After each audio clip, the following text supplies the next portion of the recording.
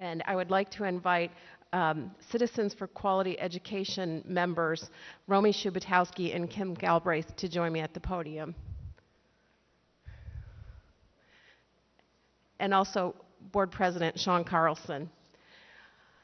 I'm sure if you've not been living in a cave, you know by now that we did successfully pass our non-homestead millage renewal, which President Carlson referred to earlier, represents 10% of our budget, or just over $9 million.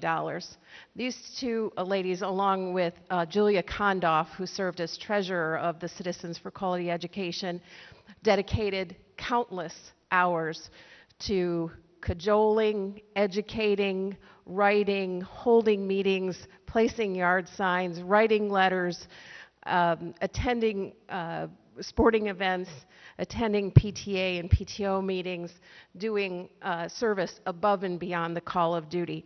And it's because of their efforts that we were successful in passing that very important non-homestead millage renewal, which allows us to have financial stability in this district for years to come. So let's thank them for their efforts and their time and going way above and beyond the call of duty. Thank you, ladies.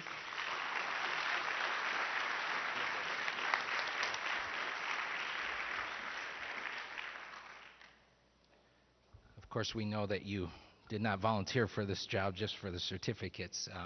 But, you know, I was just telling Jim, it's quite a love fest here tonight with all these recognitions and so forth. But, you know, it really does take a community. I mean, what we're witnessing here tonight is some excellence in regards to public service as a board member.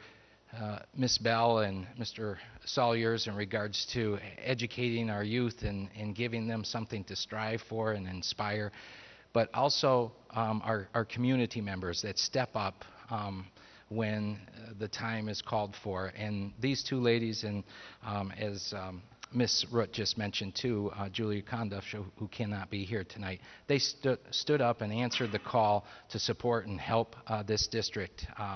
And so it is with great honor that we provide to Ms. Galbraith, Citizens for Quality Education, for her tireless commitment to the passage of the non-homestead millage and her continued support of Huron Valley schools with the Make a Difference Award. So Kim, thank you so much.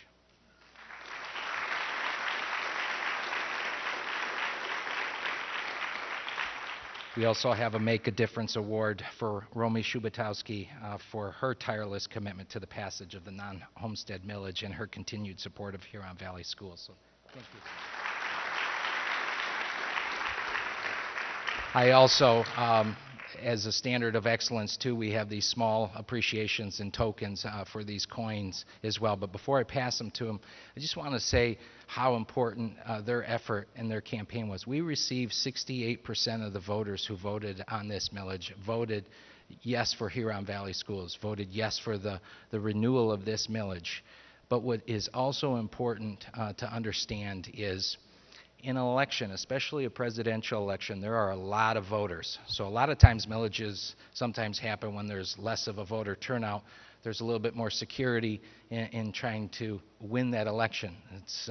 That's not, the election law now says that we have to have these during our gubernatorial elections or our presidential elections, so there's a little bit more uncertainty that's involved. But what is amazing about the campaign is there's a thing called voter drop-off. And as you go down the ballot, people vote for the president, and then there's a couple that drop off for a U.S. Senate race, and they drop off. And as you all know, it was a very big ballot with a lot of proposals on the ballot as well, and a lot of questions. The drop-off, despite being the last thing on the ballot, the drop-off was only 21% drop-off.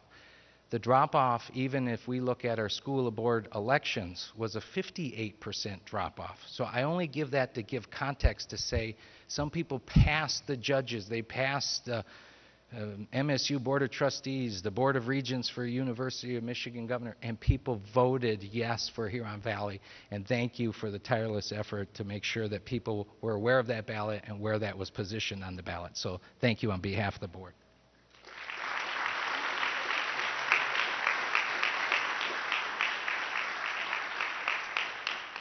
Thank you, Sean. I just wanted to take a couple of moments to thank some people. I'd like to thank Interim Superintendent Baker for all the support. I'm a business owner in the community, and I will tell you that he made a lot of friends and impressed a lot of people. For those of you that aren't aware, the non-homestead millage is paid for mainly by the business owners in this community. And I will tell you, based on on the relationships that you've built, and Donna, the visibility you've had in the district, as well as you, Kim, that you've won these people over, and they really got the picture of how important this millage renewal was to the school district. So I'd like to thank you for the support.